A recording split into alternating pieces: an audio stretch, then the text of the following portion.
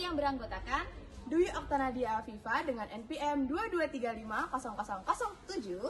saya Risa Astikasari dengan NPM 22350006. Saya Sevi Amelia dengan NPM 22350018. Saya Isnaina Dewi dengan NPM 22350015. Kami mahasiswa dari Universitas Muhammadiyah Metro dari Program Pendidikan Guru Sekolah Dasar semester 3. Nah, pada kesempatan kali ini kita akan menjelaskan tentang fenomena hidrosfer yang ada di sekitar kita. Yuk kita simak. APA-E2 Phenomena Hydrosphere.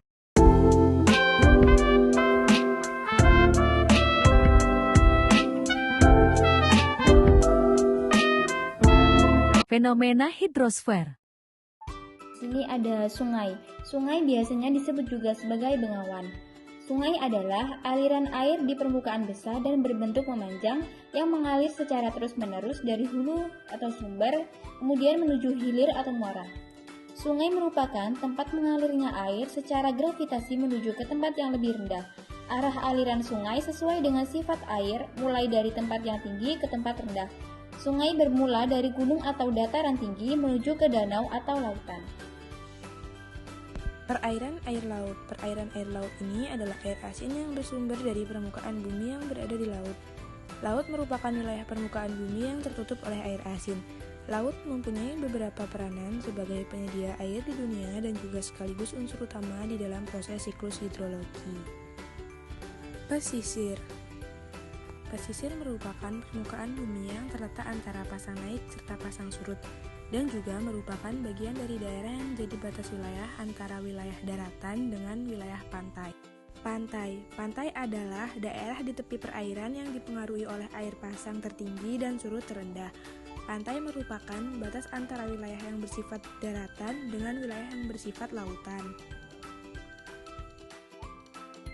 Rawa adalah daerah berawa atau lembab yang dibanjiri air secara periodik atau konstan.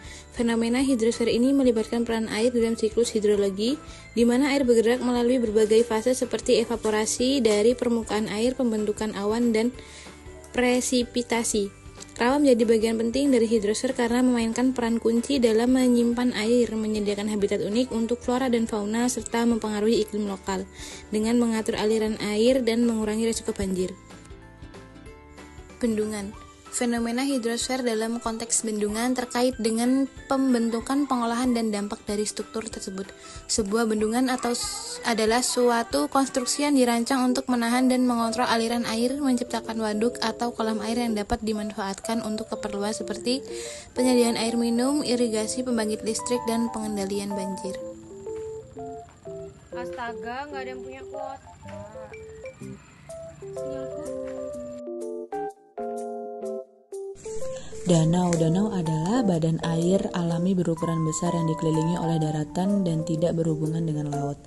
Danau adalah bagian dari sungai yang lebar dan kedalamannya secara alami jauh melebihi ruas-ruas lain dari sungai yang bersangkutan. Danau memiliki fungsi utama sebagai wadah penampung air dan pendukung ekosistem perairan di darat.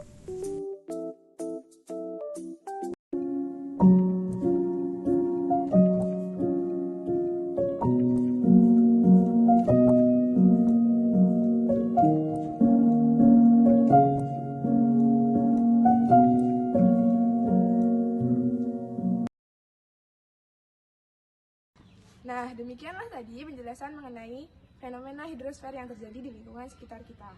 Semoga bermanfaat bagi kita semua. Dadah!